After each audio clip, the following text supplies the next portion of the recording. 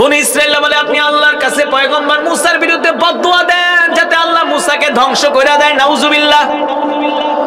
মালামে বাউর আল্লাহ তাআলাকে ডাক দিয়া বললেন, আল্লাহ আমি কি আপনার পয়গম্বরের বিরুদ্ধে বদদুয়া করব? আল্লাহ বলে, সাবধান সাবধান সাবধান, তুমি যদি আমার পয়গম্বর মুসার বিরুদ্ধে বদদুয়া করো আমি আল্লাহ তোমাকে ধ্বংস করে দিব,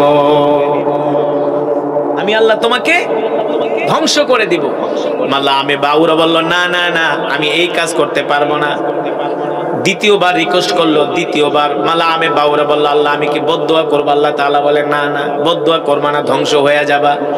তৃতীয়বার যখন বলল, আল্লাহ আমি কি বদদুয়া করব? আল্লাহ তাআলা বলে, না না, বদদুয়া করবা না, ধ্বংস হয়ে যাবা, আমি আল্লাহ তোমাকে ধ্বংস করে দিব। কারণ পয়গম্বর মুসা হলো আমার নবী, তিনি হলেন মুসা কালিমুল্লাহ, যিনি তুর পাহাড়ে উঠে আল্লাহ তাআলার সাথে কথা বলতেন না, কত কথা বলতেন, কত কথা বলতেন। পয়গম্বর মুসা সেই নবীকে বদদুয়া দিতে বলে, কত বড় সাহস।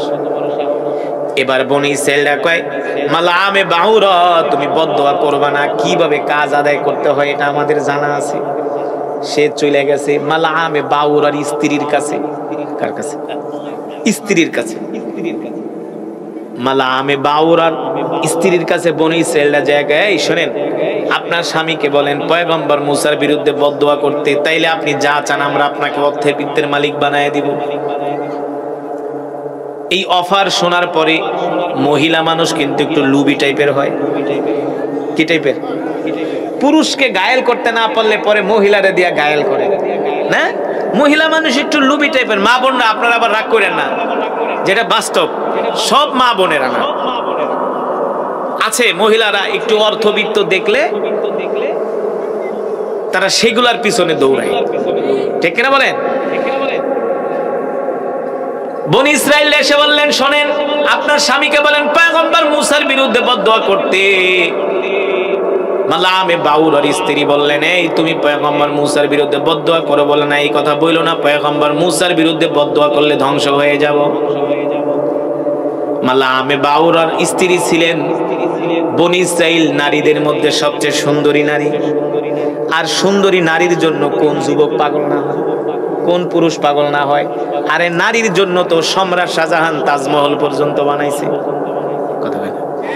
এই নারীর জন্য কত রাজা বাদশারা রাজত্ব ছেড়ে দিছে না, শুধু নারীর প্রেমের জন্য। এই যে মালামে বাউরার স্ত্রী যে বনি ইসরাইলদের সবচেয়ে সুন্দরী নারী, এরও একটা ইতিহাস আছে, তাফসীর ইবনে কাসীরের মধ্যে আসছে। একদিন মালামে বাউরার স্ত্রী আয়েশা বলে, শোনেন আপনি তো আল্লাহর কাছে দোয়া করলে দোয়া কবুল হয়ে যায়, আপনি আমার জন্য আল্লাহ তাআলার কাছে দোয়া করেন, আল্লাহ তাআলা যাতে আমাকে বনি ইসরাইলের মধ্যে সবচেয়ে সুন্দর নারী বানায় দেয়। মালামে বাউরা আল্লাহ তাআলার কাছে দোয়া করছে, আল্লাহ আপনি আমার স্ত্রীকে সবচেয়ে সুন্দরী বানায় দেন। মালামে বাউরার দোয়া আল্লাহ তাআলা কবুল করছে, সাথে সাথে তার স্ত্রীর রূপ সৌন্দর্য বনি ইসরাইল নারীদের মধ্যে সবচেয়ে সুন্দর হয়ে গেছে। এবার বুঝেন আল্লাহ তাআলা কত মর্যাদা তাকে দান করছে, তার দোয়ার কারণে তার স্ত্রী সবচেয়ে সুন্দরী হয়ে গেছে। এবার বনি ইসরাইলরা বললেন, আপনার স্বামী আপনি যা চান আপনাকে তাই দিব, শুধু পয়গম্বর মুসার বিরুদ্ধে বদদুয়া করতে বলেন। এবার সুন্দরী স্ত্রী যায় বলে, শোনো তুমি যদি পয়গম্বর মুসার বিরুদ্ধে বদদুয়া না করো আমি তোমার সাথে সংসার করব না। বেড়ায় পড়ছেনি বিপদে, স্ত্রী এখন চলে যাবে, তার সাথে ঘর করবে না।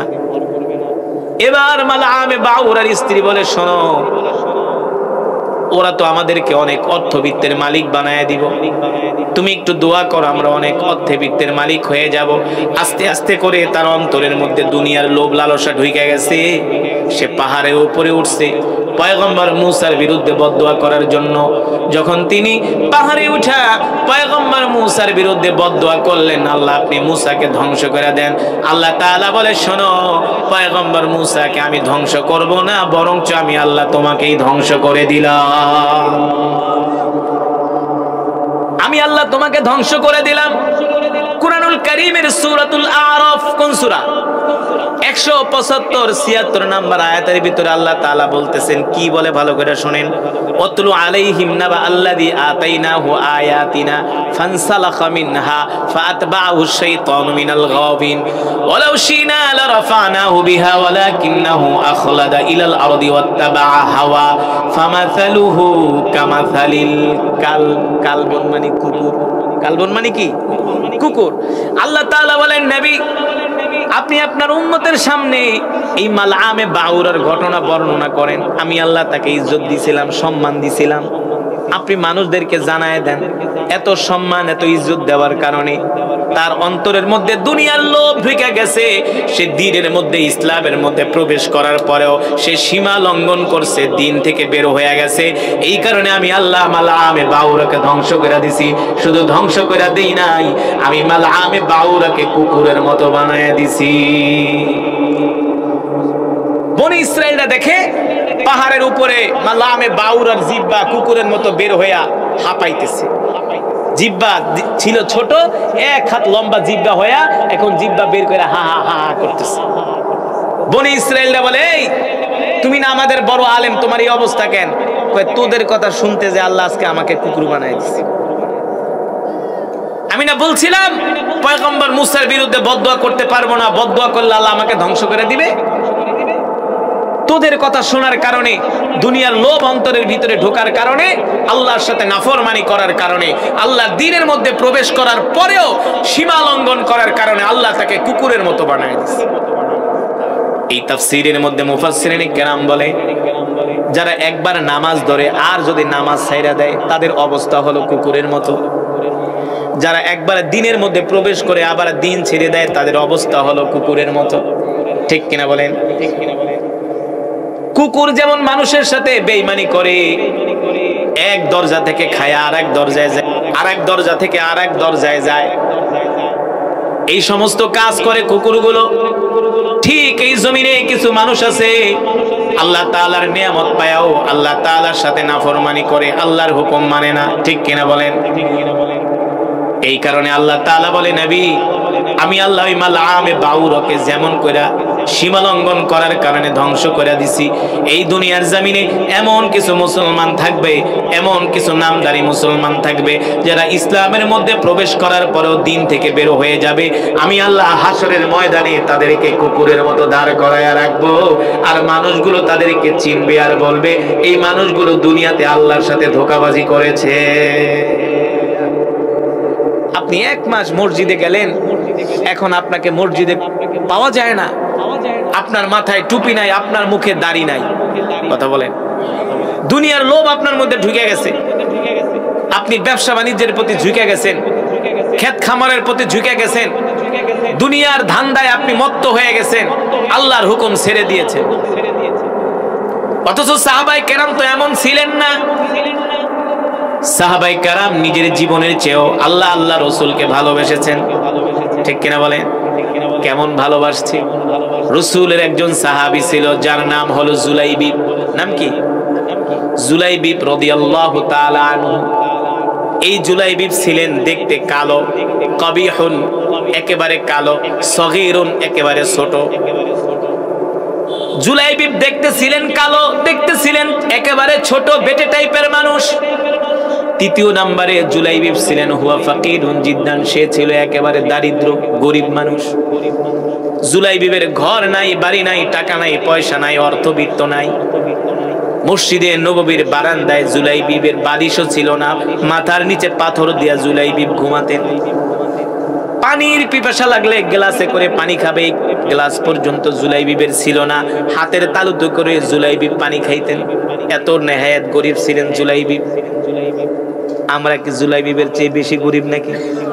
হ্যাঁ, এত সম্পদ থাকার পরেও শুধু দুনিয়া আর দুনিয়া, টাকা আর টাকা, অর্থ আর অর্থ। কথা কথা। অথচ রাসূলের সাহাবী কত গরিব মানুষ ছিলেন, টাকা নাই, পয়সা নাই, ঘর নাই, বাড়ি নাই, কিছু নাই, এত দরিদ্র ছিলেন জুলাইবিব। কিন্তু তার অন্তরের মধ্যে ঈমান ছিল ভরপুর, তাকওয়া ছিল ভরপুর, ইখলাস ছিল ভরপুর। আল্লাহু আকবার। আল্লাহ নবী যখন কোরআনের বয়ান করতেন জুলাইবিব সবার সামনের কাতারে বসতেন। দেখবেন সমাজের মধ্যে কিছু গরিব মানুষ আছে, তাদেরকে মসজিদের সামনের কাতারে পাওয়া যায়, আর একটু টাকা পয়সা হয়ে গেলে ওদেরকে ছাই দিয়েও ধরা যায় না, খালি ব্যস্ততা দেখায়। নাই আপনাদের এলাকায় নাই? একটু পয়সা পাতি হয়ে গেলে আর মসজিদে আসে না, মসজিদে খুঁজে পাওয়া যায় না। সমাজের মধ্যে কিছু গরিব মানুষ আছে, তাদেরকে মসজিদের প্রথম কাতারে পাওয়া যায়, ইমাম সাহেবের সামনে পাওয়া যায়। যে কোনো দিনের কাজের জন্য ডাকলে তারা বলে লাব্বাইক, সবার আগে আসি। এই যে এই ওয়াজ মাহফিল হয়েছে, এখানে অনেক নিবেদিত প্রাণ আছে যারা মাহফিলের জন্য হাঁটছে, খাটছে, কষ্ট করছে না, রাতকে রাত দিনকে রাত তারা মাহফিলের জন্য কষ্ট করছে, মাদ্রাসার জন্য কষ্ট করে। এমন কিছু আল্লাহর পেয়ারা বান্দা আল্লাহ কিয়ামত পর্যন্ত দুনিয়ার জমিনে আল্লাহ তাআলা কায়েম রাখবেন আল্লাহর দ্বীনকে টিকানোর জন্য। ঠিক জুলাইবিব রাদিয়াল্লাহু তাআলা আনহু এমন একজন ইমানদার ছিলেন, রাসূলের সাহাবী। আল্লাহর নবী জুলাইবিবকে এত ভালোবাসতেন। জুলাইবিবের বয়স হয়ে গেছে, আল্লাহর নবী ডাক দিলেন, তাআলাও ইয়া জুলাইবিব, এ জুলাইবিব এদিকে আসো। আতাজাওয়াজা ইয়া জুলাইবিব, এ জুলাইবিব তোমার তো বিয়ে করার বয়স হয়েছে, বিয়ে ঠিক করবে কিনা? রাসূল তো ছিলেন উম্মতের কান্ডারি, সাহাবীদের দরদি। সাহাবীর বিয়ের বয়স হয়ে গেছে, আল্লাহর নবী বুঝতে পারছেন, ডাক দিয়া বলেন, আতাজাওয়াজা ইয়া জুলাইবিব, এ জুলাইবিব বিয়ে শাদী করবে কিনা, বয়স তো হয়ে গেছে। জুলাইবিব মনে মনে বলে, ওগো নবীজি, বিয়ে তো করব, আমি তো গরিব মানুষ, এত গরিব মানুষ, মক্কার কোন মানুষ আমার দিকে ফিরেও তাকায় না, মদিনার কোন মানুষ আমার সাথে সম্পর্ক করে না, শুধু গরিব হওয়ার কারণে গরিব মানুষদেরকে কেউ ভালোবাসে না। আর এই সমাজের মধ্যে যদি কেউ অভাবী হয়, অভাবী মানুষকে মানুষ বাঘের চেয়েও ভয় পায়। কথা বোঝেন নাই? খালি অভাবে পড়ে দেখেন, আপনাকে আত্মীয় স্বজন দেখলেই ভয় পাবে, কোন সময় আবার কি চায় বসে। হ্যাঁ, আপনি যদি অভাবী হন, কারো বাসায় বেড়াইতে গেল আপনার সাথে সহজে কথা বলবে না, আবার কোন দিক দিয়ে টাকা পয়সা চায়, হাওলাত চায়, কোন বিপদে ফালায়। আত্মীয়র বাড়িতে গেল, আত্মীয় তেমন একটা পাত্তা দেয় না, অভাবী হওয়ার কারণে, গরিব হওয়ার কারণে। আর যদি পয়সা পাতি থাকে, সে গেলে তার সম্মান কাকে বলে? যাওয়ার আগেই মুরগি জবাই করে।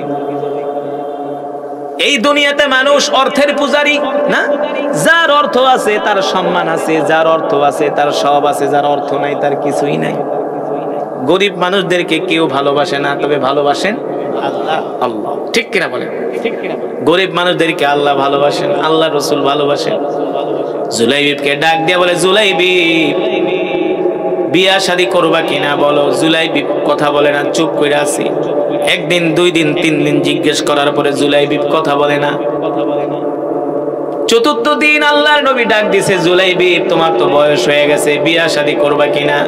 জুলাইবিব ডাক দিয়া বলো, গো আল্লাহর নবী, বিয়ে তো করব, কিন্তু স্বাদ আছে, সাধ্য নাই, ঘর নাই, বাড়ি নাই, টাকা নাই, পয়সা নাই, আমার কাছে কে মেয়ে বিয়ে দিবে?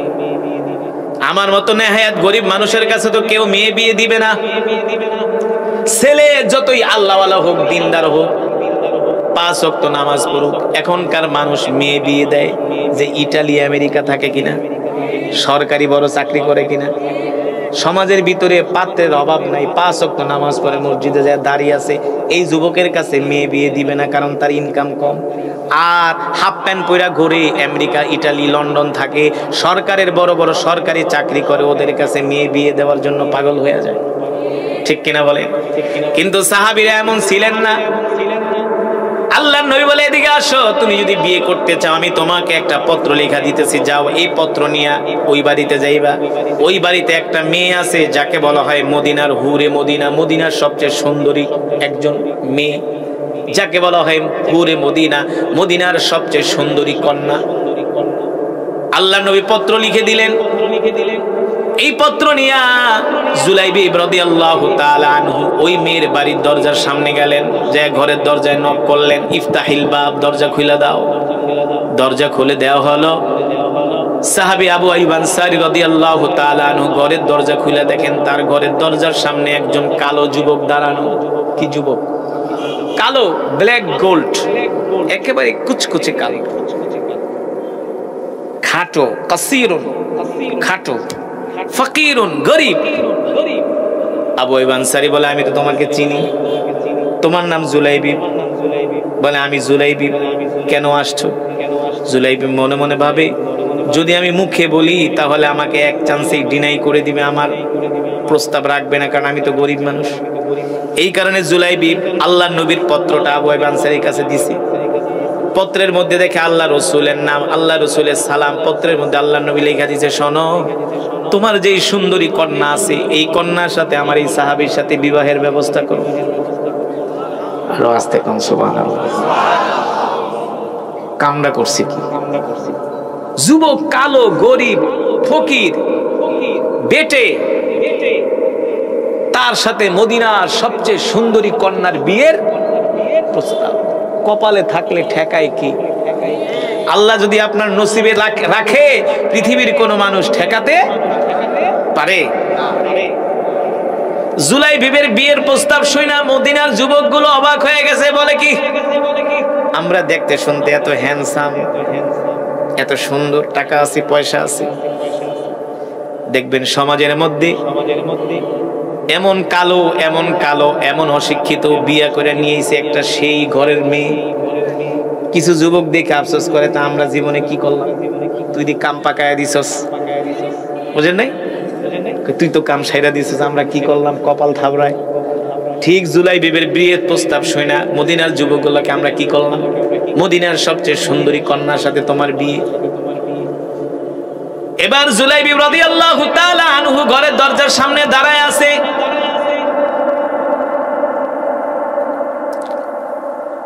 আবু আইয়ুব আনসারী রাদিয়াল্লাহু তাআলা আনহু একবার পত্রের দিকে তাকায়, আর একবার পাত্রের দিকে তাকায়। এই ছেলের সাথে নাকি আমার মেয়ের বিয়া, কিন্তু এই বিয়েও তো আবার ফিরে দেওয়া যাবে না। বিয়ের প্রস্তাব দুনিয়ার কোন সাধারণ মানুষ দেন নাই, বিয়ের প্রস্তাব দিয়েছেন রাহমাতুল লিল আলামিন। নবীজির প্রস্তাব ফিরে দেয় এত বড় দুঃসাহস কারো আছে? আল্লাহু আকবার।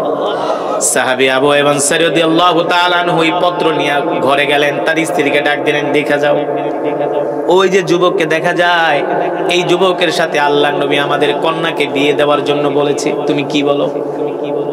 স্ত্রী বলে, বলেন কি? বলে, হ্যাঁ, এই যে আল্লাহর নবীর পত্র। মা বাবা দুইজনে কানা ঘোষা করতেছে, পিছন থেকে কন্যা সৈনা ফেলাইছে। আবি উম্মি তাআলাও, এদিকে আসো, কি নিয়ে কথাবার্তা বলো, আমাকে বলো না কেন? সাহাবী আবু আইয়ুব আনসারী বলে, মারে, তোর সাথে বিবাহের ব্যবস্থা করার জন্য আল্লাহর নবী বিয়ের প্রস্তাব পাঠাইছে। বলে, পাত্রকে? বলে, ওই যে ঘরের দরজার সামনে দাঁড়ানো, দেখে পাত্র তো একেবারে মাত্র 2 হাত লম্বা, 2.5 হাত লম্বা, একেবারে কালো, একেবারে গরিব। বলে, আমি পাত্রকে চিনি, যেমন বাবা তেমন কন্যা। গাছ যদি ভালো হয়, ফলও ভালো হয়, ঠিক কিনা বলে? যেমন সাহাবী তেমন তার কন্যা। সাহাবী আবু আইয়ুব আনসারীর কন্যা বলে, আব্বাজান কি চিন্তা করতেছেন? আপনারা কি যুবককে পছন্দ করেন না? আল্লাহ নবী বিয়ের প্রস্তাব দিয়া পাঠাইছে, আল্লাহর নবীর বিয়ের প্রস্তাব ফিরায় দিব তো দূরের কথা, এত বড় দুঃসাহস আমাদের নাই। আব্বা জান, যুবককে ডাক দেন। আমি শুধু এই যুবককে বিয়েই করব না, এই যুবকের জন্য, এই যুবককে খেদমত করতে করতে আমি আমার জীবনটাকে কোরবানি করে দিব। আরো জোরে বলেন সুবহানাল্লাহ। এবার সাহাবী আবু আইয়ুব আনসারী ডাক দিছে, যুবকরে এদিকে আসো, যাও যাও যাও, আল্লাহর নবীকে বলবা তোমার সাথে আমরা বিয়ে দিতে রাজি আছি। এবার সাহাবী জুলাইবি রাদিয়াল্লাহু তাআলা আনহু বিয়ের প্রস্তাব যখন তারা রাজি হয়ে গেছে, আল্লাহর নবীর কাছে গেলেন। আল্লাহর নবী ডাক দিলেন, এ জুলাইবি, কি অবস্থা? বলে, নবীজি আমার সাথে তার কন্যাকে বিয়ে দিতে রাজি হয়েছে। আল্লাহর নবীকে বলে, যাও তাইলে বিয়ে করো। বলে, বিয়ে যে করব, অর্থ তো নাই, আমি তো গরিব মানুষ। আল্লাহ নবী একটা পত্র দিয়ে পাঠাইলেন, যাও যাও, আমার জামাই ওসমান ইবনে আফফানের কাছে যাও, তাকে যে বলবা সে যেন তোমার বিয়ের খরচটা দিয়ে দেয়। এবার হযরত ওসমান রাদিয়াল্লাহু তাআলা আনহু বিয়ের খরচ দিয়ে দিলেন। জুলাইবি রাদিয়াল্লাহু তাআলা আনহু বিয়ের বাজার করার জন্য বাজারে চলে গেলেন। কোথায়?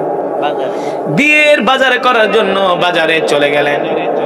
বিয়ের বাজার করতেছে, বিয়ের বাজার করতেছে, অর্ধেক বাজার হয়ে গেছে।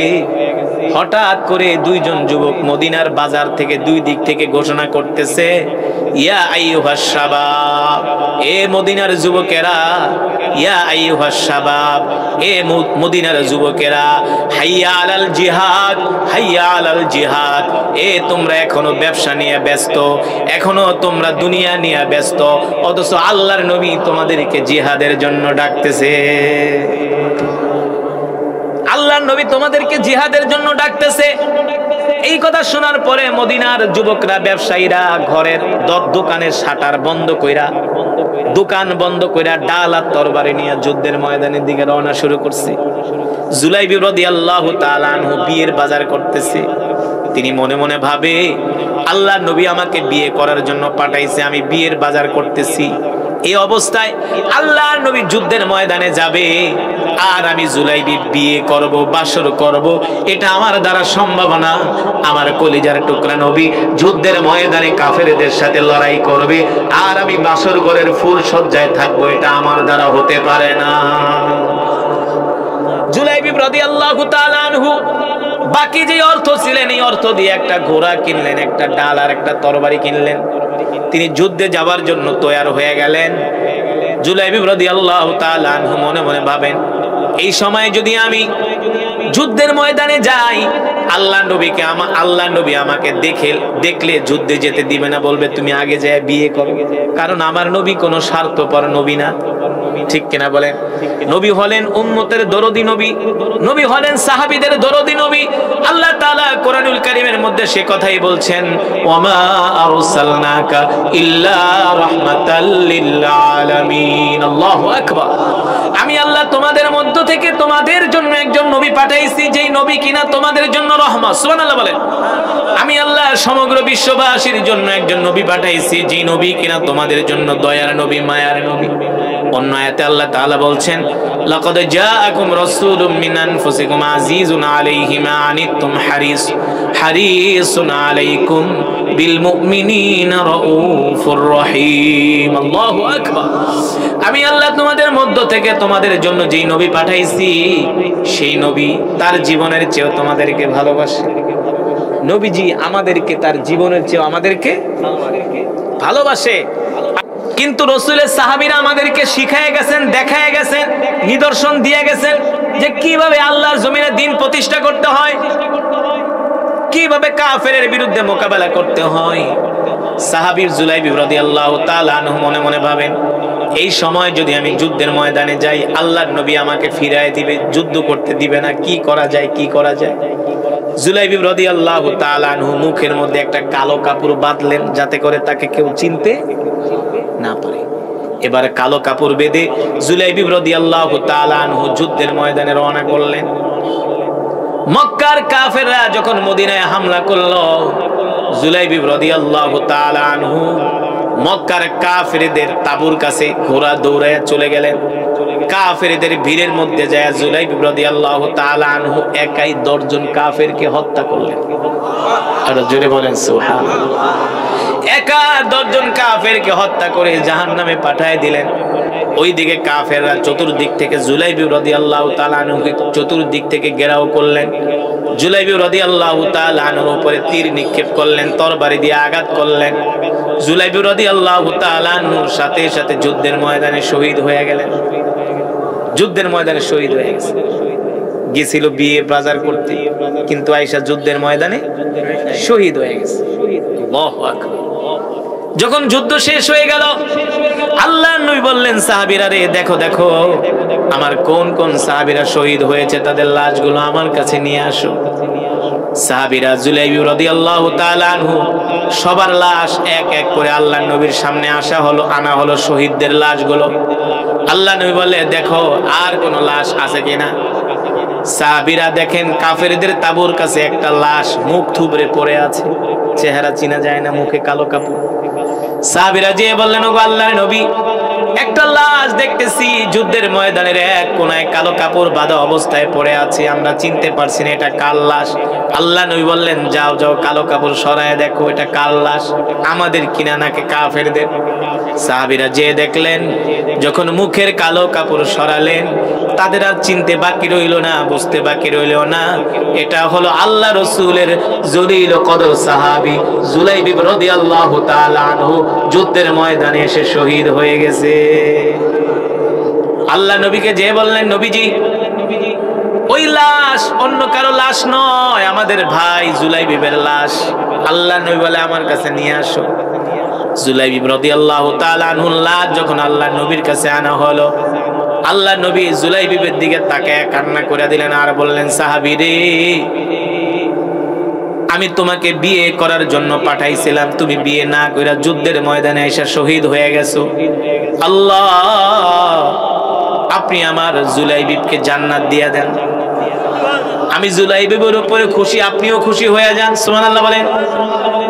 এই কথা বলতে দেরি, আল্লাহ নবী একবার আসমানের দিকে তাকায় আর একবার জুলাইবিবের দিকে তাকায়, নবীজি মুস্কে মুস্কে হাসে, চোখ আড়ার করে ফেলে। সাহাবীরা ডাক দিয়ে বলে, গো আল্লাহর নবী, আপনি একবার আসমানের দিকে তাকান আর একবার জুলাইবিবের দিকে তাকান, কারণ কি? আল্লাহর নবী ডাক দিয়ে বলে, সাহাবীরা রে শোনো, আমি আমার সাহাবীকে বিবাহ করার জন্য পাঠাইছিলাম, বিবাহ না করি আমার সাহাবী যুদ্ধের ময়দানে এসে শহীদ হয়ে গেছে। এই কারণে আসমান থেকে একদল হুর আমার জুলাইবিবকে নেওয়ার জন্য জমিনে চলে আসছে। আসমান থেকে একদল হুর জমিনে চলে আসছে আমার জুলাইবিবের লাশ নেওয়ার জন্য। আমি ওই হুরদেরকে দেখে লজ্জা পাইয়া গেছে, এত সুন্দরী হুরেরা আয়েশা জুলাইবিবের লাশ টানাটানি করতেছে। ওগো আল্লাহর রাসূল, আমার কাছে আমাদের কাছে দিয়ে দেন জুলাইবিবকে। সে দুনিয়াতে বিবাহ না করে আল্লাহর জমিনে আল্লাহর দ্বীন কায়েমের জন্য শহীদ হয়ে গেছে। তাকে আমরা জান্নাতে নিয়ে যাব, জান্নাতের পানি দিয়ে তাকে গোসল করাবো। জোরে বলেন সুবহানাল্লাহ। এক মাস কত সুন্দর 5 ওয়াক্ত নামাজ পড়ছে, ফজরের নামাজও জামাতে পড়ছে, অথচ রমাদানের রোজা শেষ, তাদের মাথার টুপিও শেষ, দাড়িগুলো খোসা খোসা হয়েছিল, সেই দাড়িগুলো শেভ করে ফেলাইছে। এখন আর তাদেরকে বাটি চালান দিয়েও মসজিদে খুঁজে পাওয়া যায় না। আপনারা কি বলবেন, এরা কি মুসলমান? এরা মুসলমান? এরা মুসলমান না, এরা হলো গরু খাওয়া মুসলমান, এরা হলো ধোঁকাবাজ মুসলমান। ঠিক কিনা বলেন? ও মুসলমান যুবক, ও মুসলমানের সন্তানেরা, তোমার রোজা আল্লাহর দরবারে তখনই কবুল হবে যখন 1 মাস রোজা রাখার পরে বাকি 11 মাস নামাজ পড়তে পারবা। 1 মাস রোজা রাখার পরে বাকি 11 মাস যদি মসজিদে তোমাকে খুঁজে পাওয়া না যায় বন্ধু, তাহলে বুঝতে হবে তোমার রোজা, তোমার কোন ইবাদত আল্লাহর দরবারে কবুল হয় নাই। ঠিক কিনা?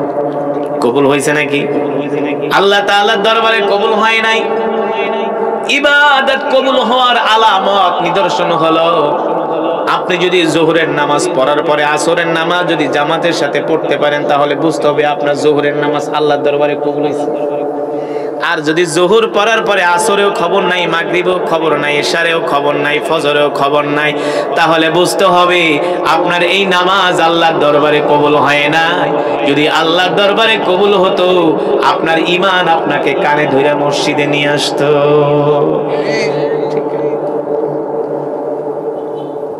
যারা 1 মাস রোজা রাখার পরে বাকি 11 মাস তাদেরকে মসজিদে পাওয়া যায় না, দ্বীনের কোনো কাজে পাওয়া যায় না। আল্লাহ তাআলা বলে, আমি তোমাকে রমাদান দিয়েছিলাম 1 মাস, ইবাদত করার পরে তুমি আবার আগের মতো নাফরমানি শুরু করছো, আল্লাহ তাআলার হুকুমকে মানতেছো না। আল্লাহ তাআলা তাদেরকে হুঁশিয়ারি উচ্চারণ করে বলেন, নবী আপনি এই সমস্ত মানুষদেরকে বলে দেন, যারা একবার ইসলামের ভিতরে প্রবেশ করে, দ্বীনের ভিতরে প্রবেশ করে, তারপরে আবার যারা ইসলাম থেকে বের হয়ে যায়, দ্বীন থেকে বের হয়ে যায়, আমি আল্লাহ তাদেরকে হাসরের ময়দানে কুকুরের মতো দাঁড় করাবো। নাউজুবিল্লাহ বলবেন না? আল্লাহ তাআলা বলতেছে, তুমি দ্বীন মানার পরে, দ্বীন বুঝার পরে, ইসলামের মধ্যে প্রবেশ করার পরে যদি আবার দ্বীন থেকে বের হয়ে যাও, আমি আল্লাহ হাসরের ময়দানে তোমাকে আমি আল্লাহ কুকুরের মতো দাঁড় করাবো। চৈত্র মাসে কুকুর যেমন জিহ্বা বের করে হাঁপাতে থাকে, যেই মানুষগুলো 1 মাস রোজা রাখার পরে বাকি 11 মাস তাদেরকে মসজিদে পাওয়া যায় না, আল্লাহ তাআলা বলে হাসরের ময়দানে আমি আল্লাহ তোমাদেরকে কুকুরের মতো মানুষের সামনে দাঁড় করাবো, আর মানুষ তোমাদেরকে দেখে চিনবে এই সমস্ত মানুষগুলো দুনিয়াতে আল্লাহর সাথে ধোঁকাবাজি করেছে। আপনি যদি 2 দিন ক্লাসে যান আর 10 দিন যদি আপনি ক্লাসে না যান, আপনার শিক্ষক আপনাকে কি বলবে? কি বলবে? ধোঁকাবাজ, যে তুই 2 দিন পর পর আমাদেরকে ধোঁকা দিতে আসছস না, ফাঁকিবাজ, ধোঁকাবাজ। 2 দিন পর পর তুই 1-2টা হাজিরা দিয়া 1-2টা ক্লাস করে আবার বের হয়ে যাস, তুই আমার সাথে কেন ধোঁকাবাজি করস? ঠিক যারা রমজানের 1 মাস রোজা রাখলো, নামাজ পড়লো, বাকি 11 মাস নামাজ পড়লো না, আল্লাহর দিন মানলো না, আল্লাহ তাআলা বলে তারা আমাকে ধোঁকা দেওয়ার জন্য মসজিদে আসে। আল্লাহ তাআলা বলে আসলে তারা আমাকে ধোঁকা দেয় না, তারা নিজেরাই নিজেদেরকে ধোঁকা দিচ্ছে। ঠিক কিনা বলে? বনি ইসরাইলের মধ্যে একজন নবী ছিল যার নাম হলো পয়গম্বর মুসা আলাইহিস সালাম। নাম শুনছেন? আল্লাহু আকবার। অনেক বড় পয়গম্বর, আল্লাহ তাআলার একজন প্রিয় পয়গম্বর, আল্লাহ তাআলার নবী পয়গম্বর মুসা আলাইহিস সালাম। তিনি ছিলেন বনি ইসরাইলদের নবী। ওই বনি ইসরাইলের মধ্যে একজন লোক ছিল, বনি ইসরাইলের সবচেয়ে বড় আলেম, সবচেয়ে বড়, তার নাম হলো বালআমে বাউরা। বালআমে বাউরা নামটা মনে রাখেন। এই ব্যক্তিটা ছিল বনি ইসরাইলের সবচেয়ে বড় আলেম। কেমন আলেম জানেননি? এই ব্যক্তিটা ছিল মুস্তাজাবুদ দাওয়া। সে যদি আল্লাহর দরবারে কোনো দোয়া করত, সাথে সাথে দোয়া কবুল হয়ে যেত। মুস্তাজাবুদ দাওয়া। সে যদি আল্লাহ তাআলার দরবারে কোনো দোয়া করত, সাথে সাথে দোয়া কবুল হয়ে যেত। সে যা চাইতো আল্লাহ তাআলা তাকে তাই দিয়ে দিত। সুবহানাল্লাহ। আপনাদের কাছে প্রশ্ন, আপনাদের এলাকায় যদি এমন একজন আলেম থাকে যে দোয়া করলেই কবুল, আপনারা তাকে কি করবেন? পারলে মাথায় নিয়ে নাচবেন না? তার কাছে পানি পরা নিতে যাবেন, হাদিয়া নিয়ে যাবেন, কবেন হুজুর আমার সন্তান নাই, আল্লাহ তাআলার কাছে দোয়া করেন আল্লাহ যেন আমাকে একটা সন্তান দেয়। যদি তার দোয়ায় আল্লাহ আপনাকে সন্তান দেয়, পারলে আপনি তার জুতা মুছা দিবেন। কথা বলেন। ঠিক বনি ইসরাইলদের সবচেয়ে বড় আলেম বালআমে বাউরা, তিনি আল্লাহর দরবারে কোনো দোয়া করলে কবুল হয়ে যেত। এত বড় আলেম ছিলেন।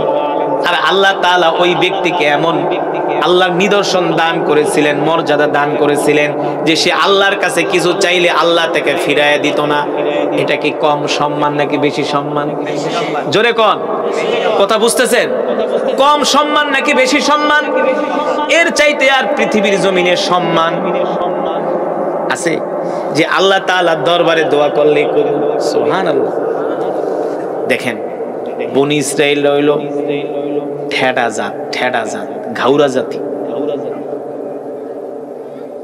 এই বনি ইসরাইলদের কিছু মানুষ আসলো বালআমে বাউরার কাছে, আয়েশা বলল, বালআমে বাউরা আপনি আমাদের অনেক বড় আলেম, আপনি আল্লাহর দরবারে দোয়া করলে আল্লাহ আপনার দোয়া কবুল করে, তবে আপনি আমাদের জন্য আল্লাহর দরবারে একটা দোয়া করেন। বালআমে বাউরা বলে, কি দোয়া? বলে, শোনেন, দোয়া যে করবেন করার আগে আমরা আপনাকে কিছু কথা বলতেছি, আপনি আমাদের জন্য দোয়া করবেন, বিনিময়ে যা চান আপনাকে তাই দেওয়া হবে। মনে করেন আমি ওয়াজ করতে সময় মসজিদের ইমাম সাহেবদেরকে, হুজুরদেরকে চিরকুট লেগে দেয়, হুজুর আমার জন্য দোয়া করেন, আমার 14 গোষ্ঠীর জন্য দোয়া করেন। না, দোয়া না করলে জোর করে দোয়া করায়। হ্যাঁ, বিগত সরকারের আমলে অনেক প্রোগ্রামে যাইতাম, আমাদেরকে জোর করে দোয়া করাইতো।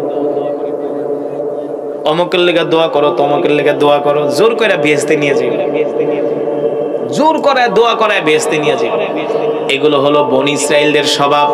দোয়া আসে মন থেকে, জোর করে দোয়া করানো যায় না। বনি ইসরাইলরা বললেন, বালআমে বাউরা আপনি যে দোয়া করবেন, দোয়া করার আগে আমাদের কিছু কথা আছে। আপনি দোয়া করলে আপনি যা চান আমরা আপনাকে তাই দিব, তাই দিবে, মানে যত সম্পদ চান সম্পদ দিব, ক্ষমতা চাইলে ক্ষমতা দিব, অর্থবিত্তের মালিক বানায় দিব।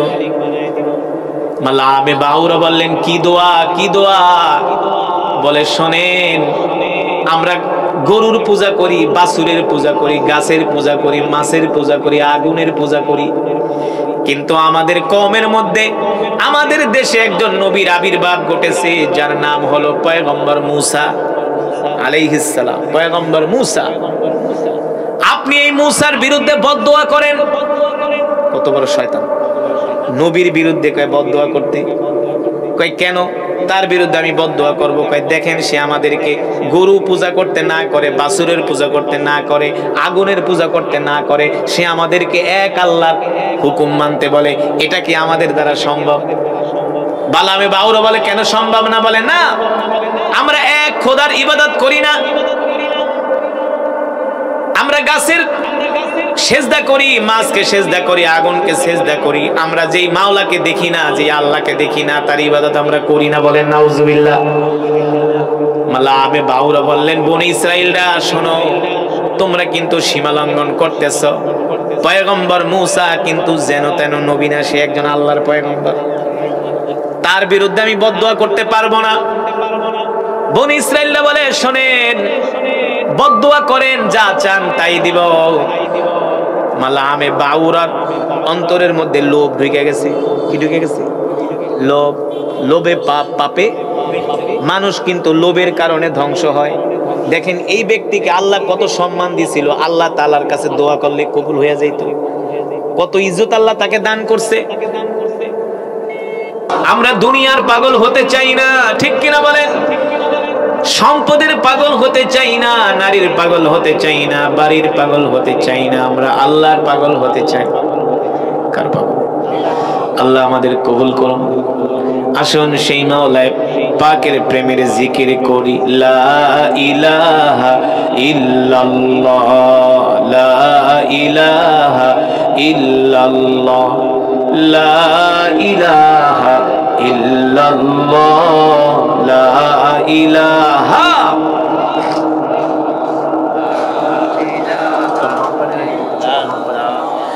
লা ইলাহা ইল্লাল্লাহ, লা ইলাহা ইল্লাল্লাহ, লা ইলাহা, লা ইলাহা ইল্লাল্লাহ মুহাম্মাদুর রাসূলুল্লাহ। মুহাব্বতের সাথে পড়ি সাল্লাল্লাহু। আলহামদুলিল্লাহ, সেই মহান আল্লাহ সুবহানাহু ওয়া তাআলার দরবারে লাখো কোটি শুকর, যে মহান রব্বুল ইজ্জত ওয়াল জালাল আল্লাহ জাল্লা শানহু আম্মা নাওয়ালুহু ভুয়ার কান্দর হাফিজিয়া মাদ্রাসার উদ্যোগে ৭৯তম বাৎসরিক ঐতিহ্যবাহী আজিমুশ শান তাফসীরুল কোরআন মাহফিল, উক্ত মাহফিলের সভাপতি, প্রধান অতিথি, আমার মঞ্চে উপবিষ্ট ওলামায়ে কেরাম, দূর দূরান্ত থেকে আগত দিন প্রিয়, ইসলাম প্রিয় আল্লাহ তাআলার পেয়ারা বান্দারা, পর্দার অন্তরালে সম্মানিত মা ও বোনেরা, সেই মহান রব্বে করিমের দরবারে লাখো কোটি শুকর, যে মহান রব্বুল ইজ্জত ওয়াল জালাল আল্লাহ জাল্লা শানুহু আম্মা নাওয়ালুহু আজকে আমাদেরকে এত সুন্দর পরিবেশে বসে কোরআনুল কারীমের তেলাওয়াত শোনার সুযোগ করে দিয়েছেন। এজন্য আমরা শুকরিয়া তান আদায় করি, পড়ি আলহামদুলিল্লাহ। আল্লাহ তাআলার বান্দারা, আমি দীর্ঘক্ষণ সময় কোরআনুল কারীমের তেলাওয়াত করেছি, আপনারা শুনেছেন। এই মজমায় যারা উপস্থিত হয়েছেন, আপনারা যে কত বড় জিতা জিতছেন এটা আপনারা কল্পনাও করতে পারেন না। এই মাহফিলে আসার কারণে যে আপনাদের কতটা লাভ হয়েছে, লাভ কি হয়েছে জোরে বলেন? লাভ হয়েছে। কি লাভ বলবো? কি লাভ বলবো? আপনারা যখন ঘর থেকে বের হয়েছেন, ফেরেশতারা আপনাদেরকে বলতেছে, আল্লাহর বান্দারা তুমি কোরআনের মাহফিলে যাচ্ছ, যাও কোরআনের মাহফিলে যাও। আল্লাহুম্মা গফির ওয়ারহাম, আল্লাহুম্মা গফির ওয়ারহাম। আল্লাহ আপনার যে বান্দারা কোরআন শোনার জন্য যাচ্ছে, আল্লাহ আপনি তাদেরকে ক্ষমা করে দেন। ফেরেশতারা আমাদের জন্য দোয়া করতেছে। শুধু এখানেই শেষ নয়, এই মজমায় যারা উপস্থিত হয়েছেন, কোরআনের তেলাওয়াত শুনেছেন, এক একজন এক এক খতম করে কোরআনুল কারীমের সওয়াব পেয়েছে। কিভাবে বলতে পারবেন? জোরে বলেন। আমার ওয়াজ করার ধরন আর সিস্টেম হলো, বক্তা একা ওয়াজ করবে না, সাথে শ্রোতারা ওয়াজ করবে। কারণ বক্তা যদি একা ওয়াজ করে তাহলে শ্রোতারা ঘুমায় যাবে আর এদিক ওদিক চিন্তা করবে। এই কারণে আপনাদের অ্যাটেনশন থাকতে হবে, আপনাদের বয়ানের দিকে মনোযোগ আছে কিনা। মাঝে মাঝে আপনাদেরকে তাকবীর দিতে হবে, আল্লাহু আকবারের ধ্বনি দিতে হবে। রাজি আছেন মুসলমান? এই যে বিগত একটি মাস আমরা রমাদানের রোজা রেখেছি, রাখছি না? একটি মাস মসজিদে মুসল্লিতে ভরপুর ছিল।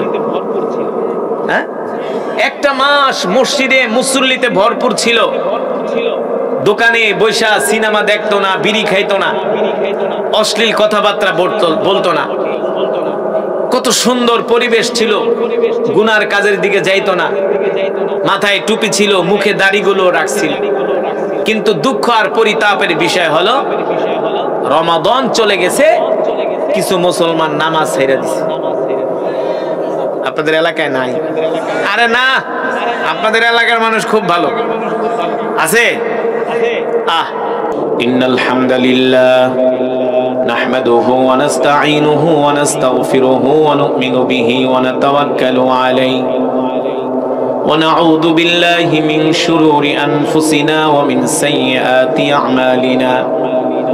من يهده الله فلا مضل له ومن يضلله فلا هادي له ونشهد أن لا إله إلا الله وحده لا شريك له ونشهد أن سيدنا ومولانا محمدا عبده ورسوله الذي أرسله بالحق بشيرا ونذيرا وداعيا إلى الله بإذنه وسراجا منيرا.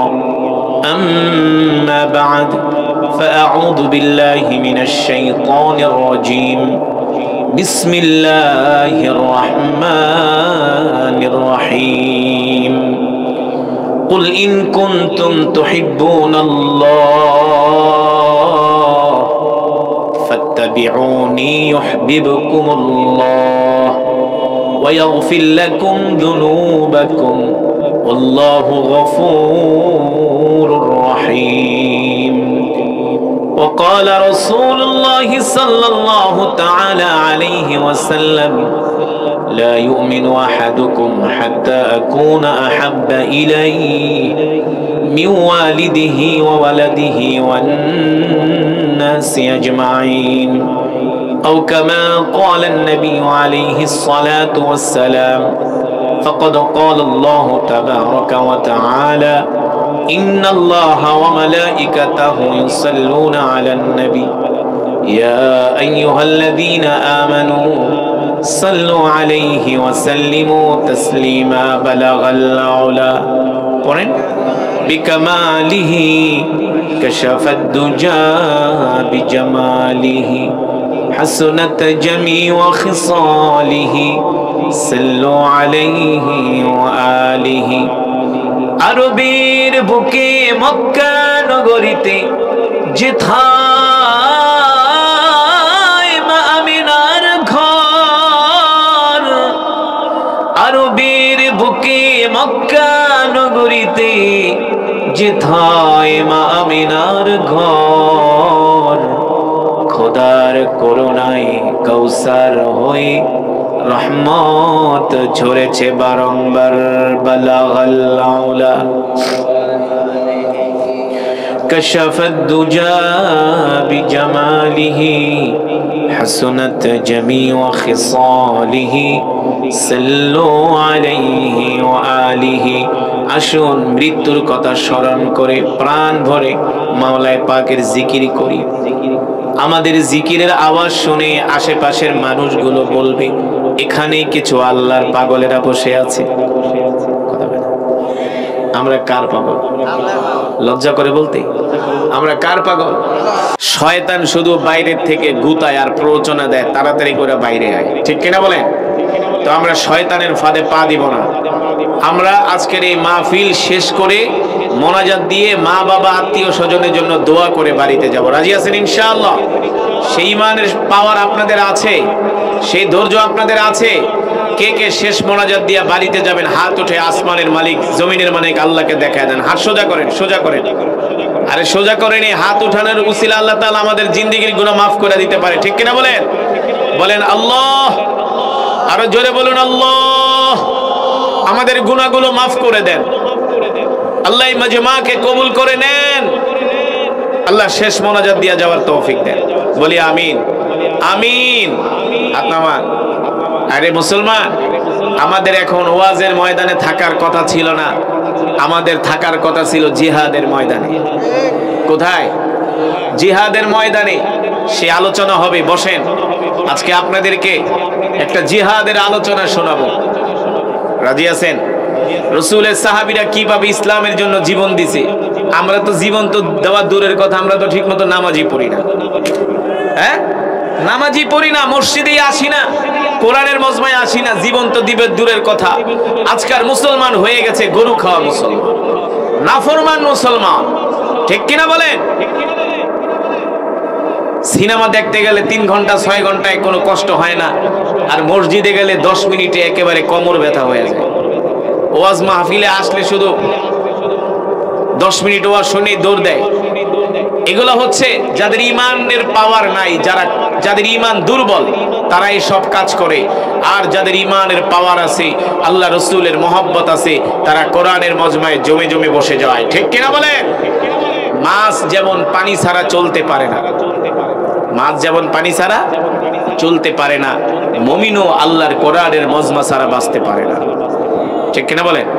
মুসলমান, আজকে যে মাদ্রাসার উদ্যোগে মাহফিল, এই 2 মিনিট, 1 থেকে 2 মিনিট মাদ্রাসার ছাত্ররা আপনাদের কাছে একটা ব্যাগ নিয়ে যাবেন। আপনারা একটু বিসমিল্লাহ বলে হাত দুইটা একটু উঁচা করেন। বিসমিল্লাহ বলে একটু উঁচা করেন, উঁচা করেন, উঁচু করেন, উঁচু করেন। মাশাআল্লাহ, হাত উঁচু করেন। সবাই করছেন? আরে করেন না, না করেন না, কেউ বাকি থাকবেন না, হাতটা উঁচু করেন। মাদ্রাসার মহব্বতে, কোরআনের মহব্বতে এবার হাত দুইটা মুঠ করেন, বিসমিল্লাহ বলেন, বিসমিল্লাহির রহমানির রহিম। হাত মুঠ করেন, কইরা এবার 2 পকেটে ঢুকায় দেন, অন্যের পকেটে আবার ঢুকায়েন না। আপনার পাশে যে আছে এর আবার ঢুকায় গুতায়েন না, যে এত খাতিরের মহব্বতের দরকার নেই, নিজের পকেটে ঢুকান। ঢুকায় যা আছে আল্লাহ তাআলাকে সন্তুষ্ট করার জন্য, যাদের মা নাই, বাবা নাই, দাদা নাই, দাদি নাই, নানা নাই, নানি নাই, তাদের জন্য, তাদের ইসালে সওয়াব, রুহে মাগফিরাতের জন্য যে যা পারেন এই ব্যাগের ভিতরে দেন। মাদ্রাসার ছাত্ররা যাচ্ছে, সুন্দর একটা মাদ্রাসা, সাজানো গুছানো একটা মাদ্রাসা, কোরআনের বাগান, কোরআনের পাখিরা আপনাদের কাছে যাচ্ছে। এই বেশি করে ব্যাগ নিয়ে নেমে যাও, তাড়াতাড়ি, দেরি করবা না। 1 থেকে 2 মিনিটের ভিতরে কালেকশন শেষ হবে ইনশাআল্লাহ। ব্যাগ নিয়ে নেমে যান। যে যা পারেন মাদ্রাসার জন্য দান করেন। মাশাআল্লাহ, যে যা পারেন, একজনও বাকি থাকবেন না। হুজুর কোথায়? একটু মাইক দিয়া বলেন। আরে মাদ্রাসার হুজুরা কোথায়? বলেন, বলেন, বলেন, তশকিল করেন, কেউ যাতে না ওঠে। আপনারা দেখলেন যে আপনাদের এত কষ্ট শিকারের ত্যাগের ফসল তো 8 জন ছাত্র পার্টি নিল। এটা তো আমাদের কাছে একটা মহান খুশির বিষয়। এরকম করে এই প্রতিষ্ঠানে কোরআনের হাফেজ হবে, আলেম হবে আপনারা, আমি সকলেই আমরা চাই। আলহামদুলিল্লাহ, আমরা সকলেই মাদ্রাসার জন্য বেশি বেশি দান করি। আল্লাহ তাআলা আমাদের দানকে কবুল করবেন। এই কোরআনের সম্মান করার কারণে আল্লাহ তাআলা আমাদেরকে পরকালে ইজ্জতের মাকাম দেবেন। আমরা সকলকেই মুহাব্বতের ক্ষেত্রে সকলেই বেশি বেশি দান করি, সকলে বেশি বেশি দান করি। কেউ বাকি থাকবো না, কেউ পারলে 1 টাকা, পারলে 1 টাকা দিবেন। যদি 1 টাকা থাকে 1 টাকাই দিবেন, এটাই আপনার জন্য সওয়াব। সবাই টাকা দান করি, কোরআনের খাদেম হয়ে যায় সবাই। দ্রুত করে কালেকশন করি। হুজুর অনেক কষ্ট করে আসছে, আলহামদুলিল্লাহ আমাদেরকে সুন্দর কোরআন তেলাওয়াত উপহার দিলেন। আমরা আল্লাহ তাআলার কৃতজ্ঞতা জানাই। আল্লাহ রাব্বুল আলামিন যে মহান রব্বুল আলামিন যে কিয়ামতের ময়দানে এরকম করে কোরআনের মঞ্চ তৈরি করবেন, তার কিছু নমুনা আমরা দেখতে পেলাম হযরতের ভিতর। আমরা সকলেই কোরআনের মহাব্বতে মাদ্রাসায় দান করি, বেশি বেশি দান করি। ব্যাগগুলো সব স্টেজে পাঠিয়ে দিন। ব্যাগগুলো স্টেজে নিয়ে আসি। আপনারা এই মাদ্রাসার দিকে খেয়াল রাখবেন, মাদ্রাসাকে ভালোবাসবেন। ইনশাল্লাহ এখন কি বয়ান শুরু হবে? ওঠাউঠি করবেন না তো? আপনাদেরকে আজকে একটি জিহাদের বয়ান শোনাবো ইনশাআল্লাহ। তবে আমরা ওয়াদা করেছি আমরা শেষ মোনাজাত দিয়ে একসাথে বাড়িতে যাব। আমি আপনাদের মেহমান, আপনারা হলেন মেজবান। আপনারাই বলেন মেজবান আগে যায় নাকি মেহমান আগে যায়? কথা বলেন। এই খুলনার মানুষ, ভিডিও হচ্ছে কিন্তু সারা বাংলাদেশে প্রচার করে দেয়া হবে যে খুলনার মানুষ তারা মেহমানকে ভালোবাসে না। খুলনার মাটি ইসলামের উর্বর ঘাঁটি, ঠিক কিনা বলেন? এদেশের মুসলমানের, এই খুলনাবাসীর মুসলমানের ইমানের পাওয়ার আছে। আল্লাহর জমিনে আল্লাহর দ্বীন কায়েমের জন্য তারা তাদের জান মাল আল্লাহর রাস্তায় বিলায় দিতে পারে, ঠিক কিনা বলেন?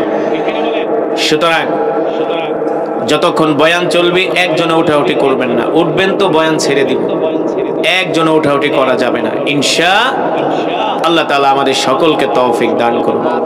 শেষ পর্যন্ত ধৈর্য ধরে কোরআনের মহব্বতে বসার তৌফিক দান করুন।